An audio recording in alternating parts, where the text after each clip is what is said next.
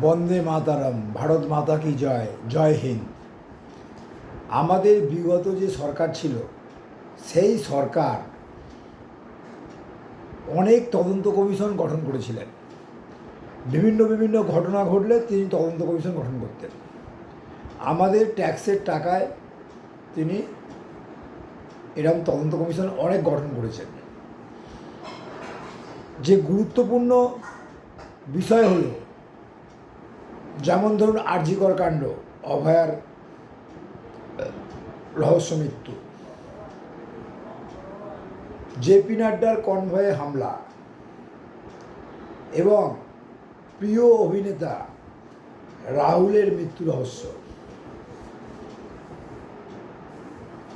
এইসব বিষয় যে সমস্ত তদন্ত কমিশন গঠন করেছিল, কিন্তু একটাও ফল প্রকাশ পায়নি, আমরা দেখতেই পাইনি। এই প্রত্যেকটা ঘটনাতেই শাসক দলের নেতা মন্ত্রী সব যুক্ত ছিল।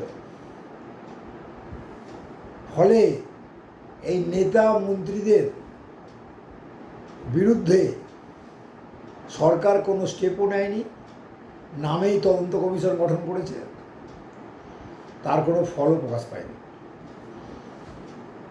জে.পি. নাড্ডার কনভয়ে হামলা, তাতে যুক্ত ছিল জাহাঙ্গীর বাহিনী। তারপরে এই রিসেন্ট ঘটনা, অভিনেতা রাহুল তার মৃত্যু রহস্য, সেই মৃত্যু একটা সাধারণ ন্যাচারাল ডেথ বলে সরকার চালিয়ে গেছে। আমাদের প্রিয় মাননীয় মুখ্যমন্ত্রী আজকে ঘোষণা করেছেন এই সমস্ত বিষয় আবার নতুন করে তদন্ত হবে, নতুন করে ফাইল খোলা হবে। আমরা আশা করতে পারি এবার প্রত্যেকটা যে কমিশন হবে বা তদন্ত হবে, তার রিপোর্ট আমরা দেখতে পাব। আর.জি. কর কাণ্ডে আমরা কি দেখেছি? অভয়ার মৃত্যুকে চাপা দেওয়ার জন্য তড়িঘড়ি পোস্টমর্টম করে তাকে শ্মশান ঘাটে নিয়ে যাওয়া হয়েছে। সবার আগে চুল্লিতে তাকে দাহ করা হয়েছে, যাতে কোনো কিছু ক্লু যাতে না পায় কেউ।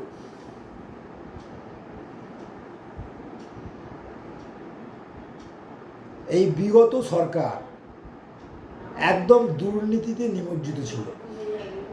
এত দুর্নীতি এই সরকারের আমলে দেখা গেছে যে কোনো সরকারে এত দুর্নীতি দেখতে পাওয়া যায় না। উনি ছিলেন আমাদের সততার প্রতীক। উনি বলতেন সততার প্রতীক। ওনার যে সমস্ত নেতা মন্ত্রী বা সহচর ছিল, তারা সবাই বলতেন উনি সততার প্রতীক। কিন্তু সততার প্রতীক স্টিকার লাগিয়ে উনি অসততার কাজ করে গেছেন। সারা 15টা বছর আমাদের পশ্চিমবাংলাকে একদম নিচের সারিতে নিয়ে গেছেন। তাই আমাদের বর্তমান মাননীয় মুখ্যমন্ত্রী তিনি খুব ভালো উদ্যোগ নিয়েছেন। বিগত সরকারের আমলে যে সমস্ত তদন্ত কমিশন গঠন হয়েছিল, সেগুলো পুনরায় আবার তদন্ত শুরু হবে। প্রত্যেকটা তদন্তর তিনি শেষ দেখে ছাড়বেন, উনি ঘোষণাই করেছেন। আর.জি. কর কাণ্ডে কি নির্মম অবস্থা আমরা দেখেছি, এবং সেই সময় যে আন্দোলন গড়ে উঠেছিল, তার বিরুদ্ধে যে জনগণ গর্জে উঠেছিল, তাকে দমন করতেও দেখেছি বিগত সরকারকে। একটা সরকারের মানবিক দিক থাকে, কিন্তু বিগত সরকারের কোনো মানবিক দিক ছিল না। উনি হিটলারের মতো রাজত্ব করে গেছিলেন, ওনার কথাই শেষ কথা। যে সমস্ত পুলিশের আধিকারিক ছিলেন, তাদেরকে উনি যেরকম অর্ডার দিতেন তাদেরকে তাই করতে হবে। না করলে সেই পুলিশ অফিসার অন্য জায়গায় বদলি হয়ে যাবেন, সাসপেন্ড হয়ে যাবেন। তাই তারা বাধ্য হয়ে তার অর্ডার তামিল করতে হবে। তাই বর্তমানের যে সরকার, সেই সরকার স্বচ্ছতার সঙ্গে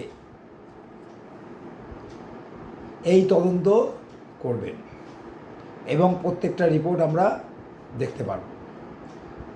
আমাদের করের টাকায় সরকার এই কাজগুলো করে, তাই আমাদের অধিকার আছে সেই রিপোর্ট দেখার। আশা করি আমাদের মাননীয় মুখ্যমন্ত্রী শুভেন্দু অধিকারী মহাশয় এই জিনিসটা বুঝবেন এবং তার ফল প্রকাশ করবেন। নমস্কার।